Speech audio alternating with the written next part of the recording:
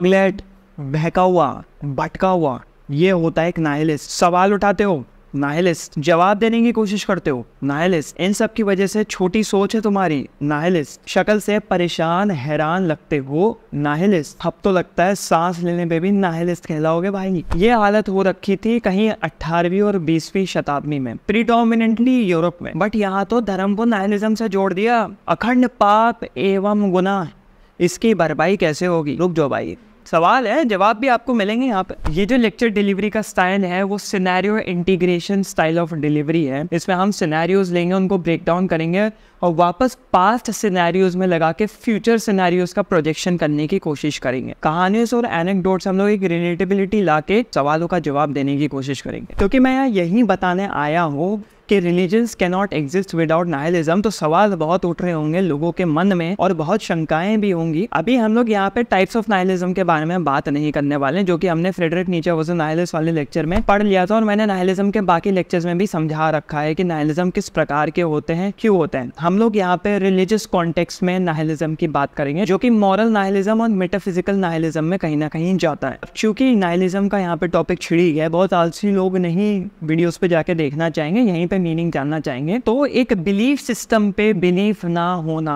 Macro level पे, बड़े level पे, या माइक्रो लेवल पे, छोटे लेवल पे, इज नाइलिज्म। या कोई भी बिलीफ सिस्टम जब टूट जाता है, शैटर हो जाता है, that is nihilism. For example एक स्कूल का सिनेरियो लेते हैं, बचपन में हुआ होगा या जो भी स्कूल में है, हम सबका एक फेवरेट टीचर होता है और उस फेवरेट टीचर का एक लाडला स्टूडेंट होता है। वो कभी उसको डांटता नहीं है, हमेशा ज्यादा मार्क्स देने की कोशिश करता है, कहीं ना कहीं प्रेफरेंस देता है। लेकिन अचानक से एक दिन चुटकी बजाते ही ऐसा होता है कि वो टीचर तुम्हें गलियाना शुरू कर देता है, डांटने लग जाता है, हाथ खड़े करके साइड में खड़ा कर देता है, या तुम्हें किसी लड़की या लड़के के साथ बोलता है वहां जाके बैठ, वहां क्यों बैठा है। तो क्या होगा? तुम्हारा एक माइक्रो बिलीफ सिस्टम शैटर हो जाएगा। ये मेरा फेवरेट टीचर है, मैं इसका फेवरेट स्टूडेंट था, अब तो ये बिलीफ सिस्टम शैटर हो गया, अब ये मेरा फेवरेट टीचर नहीं रहा। तो ये छोटे लेवल पे बिलीफ सिस्टम टूटना। बड़े लेवल पे अगर तुम्हारे घर में किसी की डेथ होती है, तुम्हारे माता पिता, ऑब्वियसली सबकी डेथ होने वाली है एक ना एक दिन। कोई भी क्लोजली रिलेटेड जिसको तुम जानते हो, जिसके साथ तुम वक्त स्पेंड करते हो, उसकी मौत होती है, मृत्यु होती है, तो क्या होता है? एक रियलाइजेशन होता है कि डेथ इज रियल। हमारा बिलीफ सिस्टम बना हुआ है कि हम लोग इमॉर्टल रहेंगे, हम जीते रहेंगे, हम लोगों को कुछ नहीं होने वाला है। हम अपने पूरे दिन में हम कितनी बार मौत के बारे में सोचते हैं। जो लोग सोचते हैं बहुत बढ़िया बात, सोचना चाहिए और काम करना चाहिए, अपनी जिंदगी को वही मोटिवेशन बना के आगे बढ़ना चाहिए। बट जो लोग नहीं सोचते, अचानक से किसी की डेथ हुई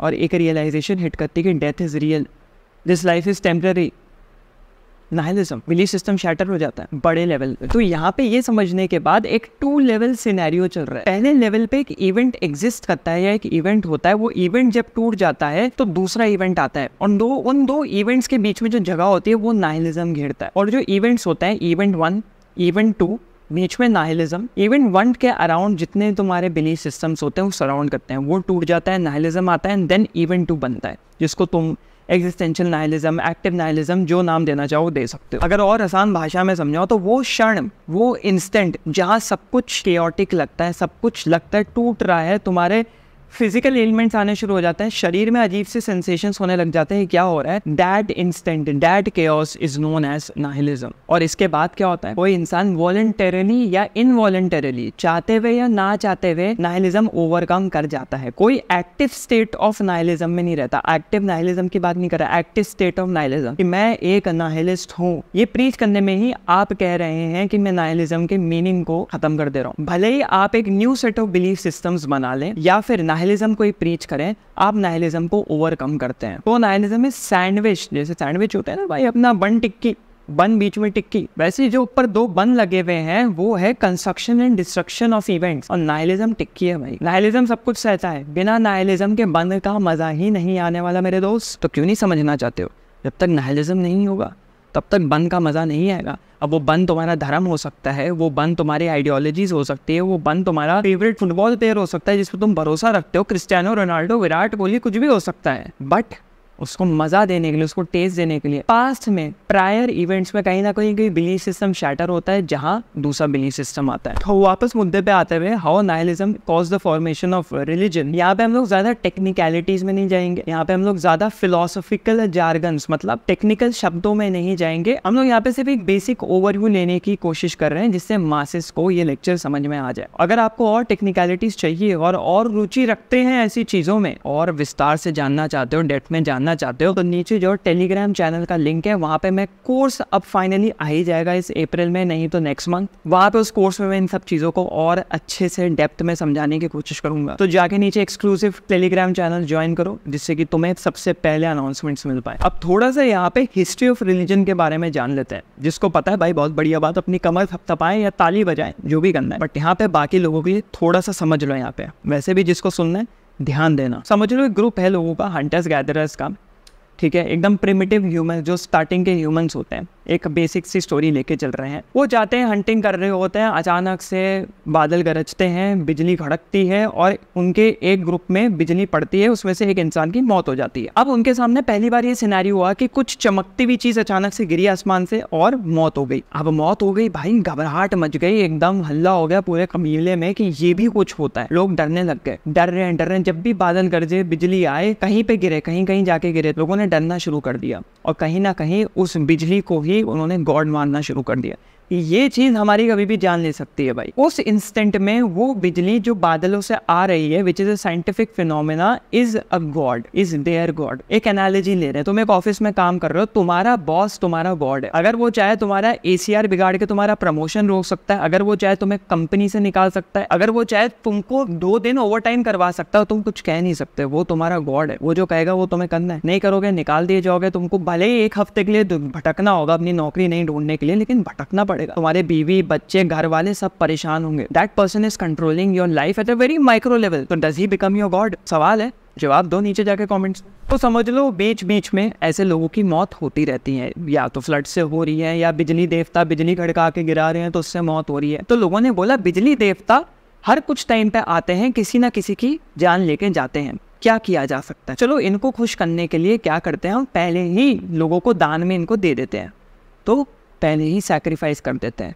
यहाँ से सैक्रिफाइस का कॉन्सेप्ट शुरू हो जाता है कि भैया सैक्रिफाइस दे दिया, एक के बदले पूरा गांव भी समझ जाएगा और बिजली देवता भी खुश। रिलीजन का एवोल्यूशन ऐसे ही हुआ है। पहले खुद के ऊपर कपड़े लाने थे, छत लानी थी, प्रेडेटर से बचाना था, वो सब जब बेसिक नेसेसिटीज पूरी हो गई तो फिर इंसान को ढूंढने के लिए मिला भाई अब तो हम लोग एपेक्स प्रेडेटर्स हैं, top of the food chain है, अब क्या करें? अब हमें एक सोशल कोहेशन चाहिए, हमें आपस में जुड़ना है, हमें एक मॉरल स्टैंडर्ड्स बनाने हैं। और जैसे जैसे इंटेलेक्ट या इंटेलिजेंस इवॉल्व हुई, रिलीजन्स वैसे वैसे कॉम्प्लेक्स होते गए। अगर तुम टाइमलाइन ऑफ रिलीजन्स देखो, जो शमन्स के टाइम से शुरू हुआ था, अगर हिस्ट्री ऑफ रिलीजन बहुत पीछे जाओ, जो शमैनिक लीडर्स होते थे, साइकेडेलिक्स का इस्तेमाल करके एक स्पिरिचुअल एसेंस लेने की कोशिश करते थे, एक स्पिरिचुअल एक्सपीरियंस लेने की कोशिश करते थे, वहां से जब बेसिक नेसेसिटीज पूरी होने लग गई, वैसे वैसे रिलीजन्स इवॉल्व होते गए। जैसे जैसे तुम पुराने रिलीजन से आते हुए अब्राहमिक रिलीजन्स, लेटेस्ट रिलीजन्स पे आओगे, उतना ही वहां पे इकोनॉमिक सोल्यूशंस आने लग गए, पॉलिटिकल सोल्यूशंस आने लग गए, सोशल कोहेशन, मतलब कैसे एक इंसान दूसरे इंसान से वार्तालाप करेगा,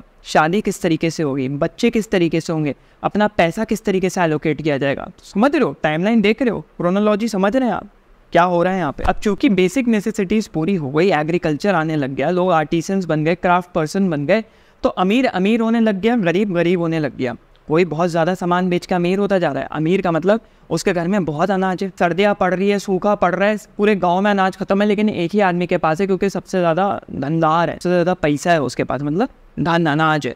अब वो बांटने को रेडी नहीं, बांटने को तैयार नहीं, तो वहाँ पे रिलीजन के कॉन्सेप्ट आने लग गए और रिलीजन वहाँ पे एक मॉरल फोर्स के तरह बन गई, जिससे कि इस सोसाइटी में एक कॉर्पोरेशन बना रहे, एक दूसरे को लोग टॉलरेट करते रहे, टॉलरेंस बनी रहे। अब जैसे ये समस्या सॉल्व होती है, अब क्या होता है, अब तो हमने मॉरल कोहेशन कर दिया, हमने मोरालिटीज़ बना ली, अब इंसान इंडिविजुअल लेवल पे काम करने लग जाता है। Latest stages of spirituality, depth में घुसोगे, spirituality which is a very vague term, very vague metaphysical term, बात करी भी उसके बारे में, बट अपने अंदर झांक के लोग कोशिश करते हैं ढूंढने की, सैल्वेशन के बारे में बात करने लग जाते हैं।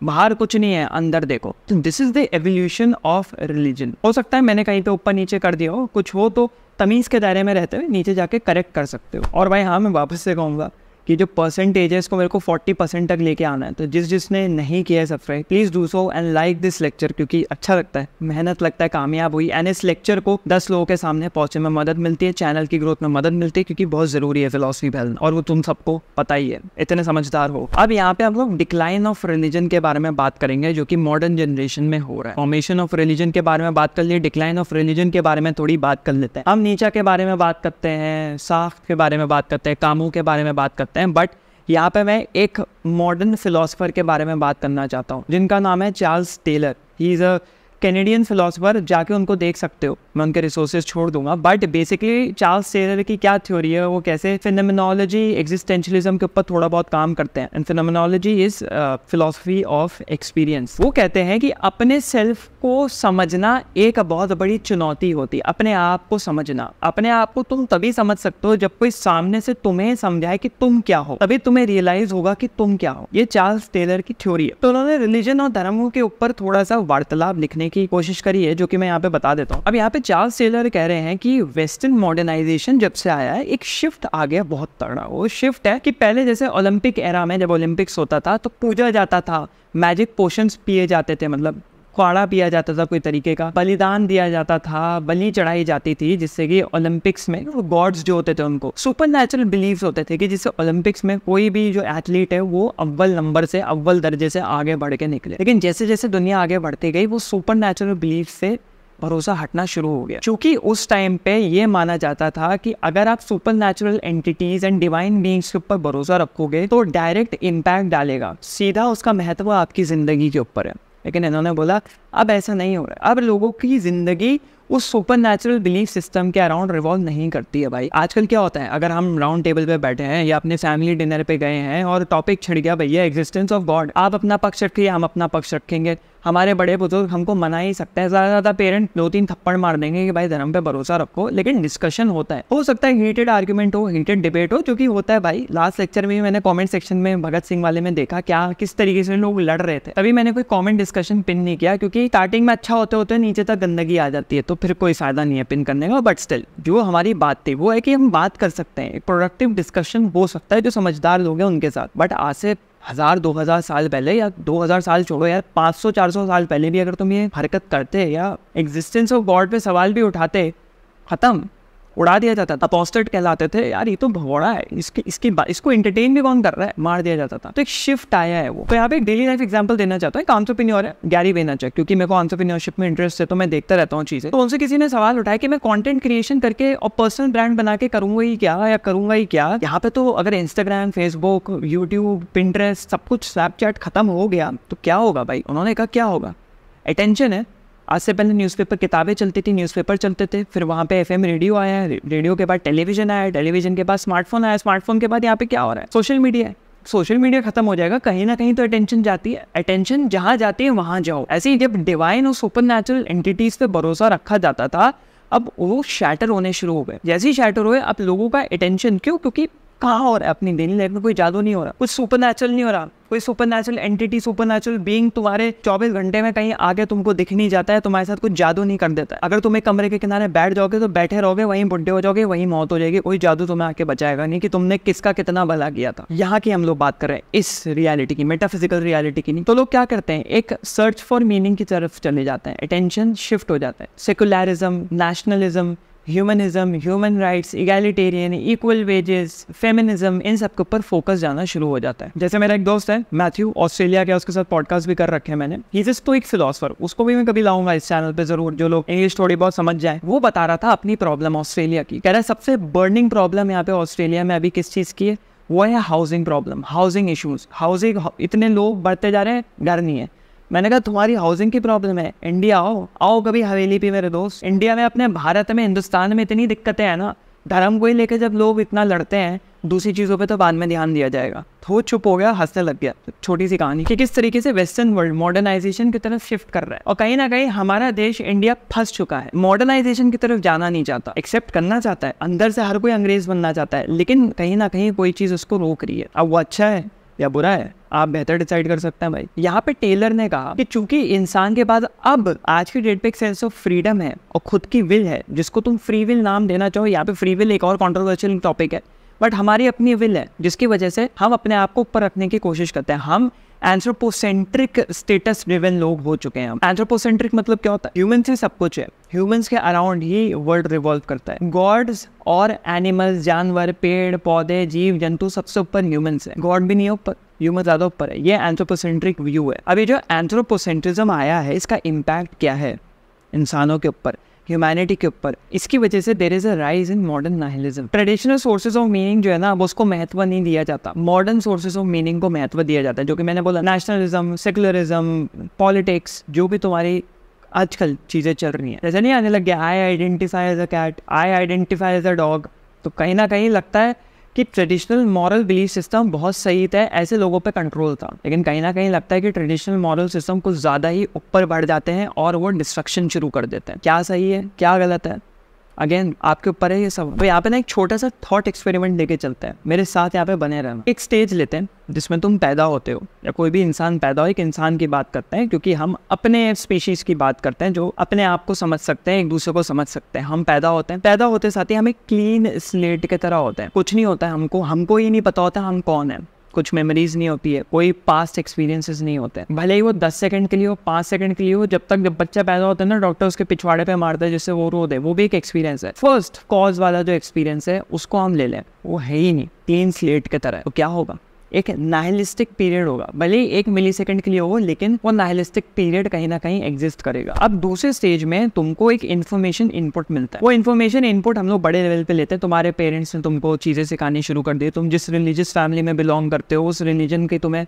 बातें बतानी शुरू करी गई, भले ही वो पेरेंट्स ने दी, किसी डिवाइन बीइंग ने तुमको दी, तुम्हें लगता है किसी डिवाइन बीइंग ने दी है, वो इंटरनली आई, एक कहीं ना कहीं मीनिंग आया, बड़े लेवल पे एक सबसेट बन गया, ये पेरेंट्स, इंटरनल और डिवाइन, सबसेट और सुपरसेट बन गया तुम्हारा, ये पूरा मीनिंग है, सब मीनिंग के अंदर आ रहे हैं। वेन डायग्राम पढ़ा होगा ना भाई। अब लेट्स से तुम्हारा कोई भी बिलीफ सिस्टम शैटर होता है, वो कुछ भी हो सकता है, माइक्रो मैक्रो, तो वापस से एक नाइलिस्टिक टाइम पीरियड यहाँ पे आ गया, क्योंकि कोई बिलीफ सिस्टम शैटर हो गया, जो कि हमने बात करी भी। अब यहाँ पे उस बिलीफ सिस्टम को उभारने के लिए या उससे सीखने के लिए एक new set of belief system वापस बना ले। तो क्या हो रहा है, नाइलिस्टिक स्टेट, मीनिंग, फिर नाइलिस्टिक स्टेट, फिर एक और मीनिंग। इसको मैंने नाम दिया है नाइलिस्टिक फीडबैक लूप। और यहाँ पे मैं पढ़ देता हूँ इसका मतलब होता क्या है, क्योंकि मैं गलती नहीं करना चाहता इसमें। What is a nihilistic feedback loop? A past output used to determine the behaviour of the future input. तुम्हारे साथ पास्ट में कुछ कांड हुआ या जो भी हुआ, तुम्हारा एक बिलीफ सिस्टम शैटर हुआ, उससे कुछ इन्फॉर्मेशन, डेटा निकल के आया, जिसको तुम प्रोसेस करते हो, समझने की कोशिश करते हो, और उसी एक्सपीरियंस को तुम आने वाले किसी भी एक्सपीरियंस में या इनपुट में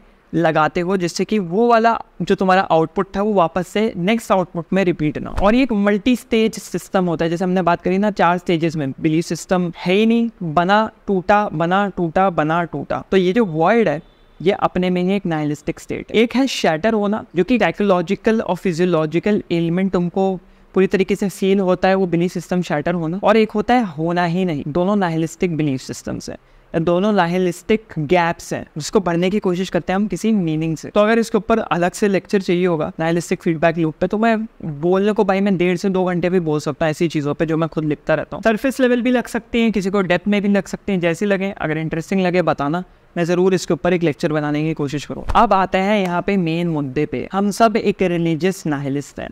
यार ये कैसी बात करती है, ऐसा तो हो ही नहीं सकता, ये तो खुद इसने खुद शब्द बना दिया एक, ऐसा तो हो ही नहीं सकता, लेकिन होता है।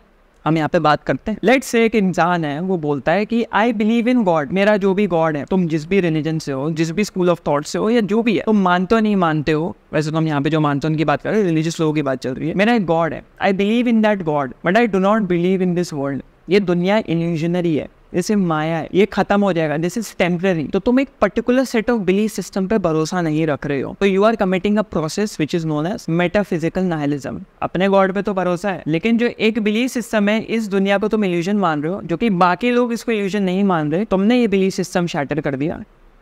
My friend, you are a nihilist. अब अगर मॉरल नाइलिज्म की बात कर लें, तो लोग ये कहते हैं कि since there is no morality, तो गॉड ने एक मोरालिटी दी, तभी हम फंक्शन कर पा रहे हैं कोहेसिवली, सेनली, समझदारी से हम सोसाइटी में फंक्शन कर पा रहे हैं। इसलिए रिलीजन की जरूरत है और मोरालिटी की जरूरत है जो गॉड ने दी। तो कहीं ना कहीं you didn't believe in the morality जो एग्जिस्ट कर रही थी उस क्षण में, तुमने वो चीज हटा दी वहां से और बोला गॉड है जो मेरी मोरालिटी देगा। माय फ्रेंड, ये मॉरल नाइलिज्म है एंड आप एक नाइलिस्ट हैं। अब यहाँ पे मेरे आपसे 2 सवाल हैं जो कि मैं अपने नोट्स से पढ़ के आपको बताऊंगा। सबसे पहला सवाल, can we safely say that religion comes out from an instant of time which is nihilistic in nature? क्या हम ये कह सकते हैं कि एक क्षण से आता है रिलीजन, जो कि पहले नाइलिस्टिक स्टेट होता है, तो पहले नाइलिज्म आया फिर रिलीजन आया, क्या हम ये कह सकते हैं? सवाल पूछ रहा हूँ मैं, यहाँ पे कंक्लूजन नहीं दे रहा, सवाल पूछ रहा हूँ। Number 2, Does believing in one ideology and not believing in another mean that we are always in a nihilistic state? क्या अगर हम अपने एक्सपीरियंस में एक आइडियोलॉजी पे बिलीव कर रहे हैं और दूसरी आइडियोलॉजी पे नहीं बिलीव कर रहे, क्या हम नाइलिस्टिक स्टेट में? एक क्रिश्चियन मुस्लिम गॉड पे भरोसा नहीं करेगा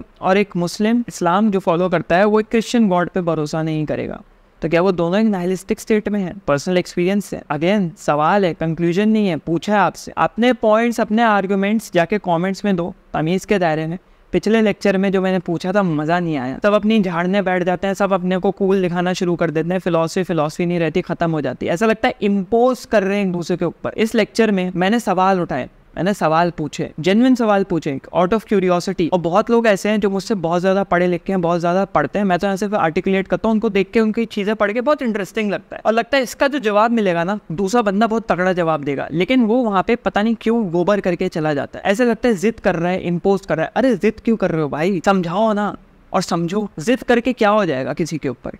मैं तो भाई सीखता हूँ और थैंक यू तुम लोगों का, जो लोग कमेंट करते हैं। भाई कुछ लोगों के पास जेन्युइनली बहुत अच्छी नॉलेज है, मैं पढ़ता हूँ, मैं खुद सीखता हूँ और मैं यहाँ सीख रहा हूँ। I am not a very learned person, I will be very brutally honest with you, कि मैं ऐसा नहीं कहूँगा कि मेरे को सब कुछ आता है। मैं हमेशा, हर दिन, हर सेकेंड, हर घंटे, जो भी कहो, सीखता रहता हूँ और तुम लोगों से बहुत कुछ सीखने को मिल रहा है। So thank you for enlightening me all of you. इसी के साथ कॉमेंट्स में जाओ और आज फिर से इनलाइटन कर दो। तब तक मिलते हैं किसी अगले लेक्चर में। नीचे टेलीग्राम कम्युनिटी, टेलीग्राम चैनल, जो भी कहते हैं, जाके ज्वाइन कर लो भैया। वहाँ पे आने वाला है तगड़ा कोर्स एग्जिस्टेंशलिज्म के ऊपर, डेप्थ में सीखने को मिलेगा। चलो कट लो भाई।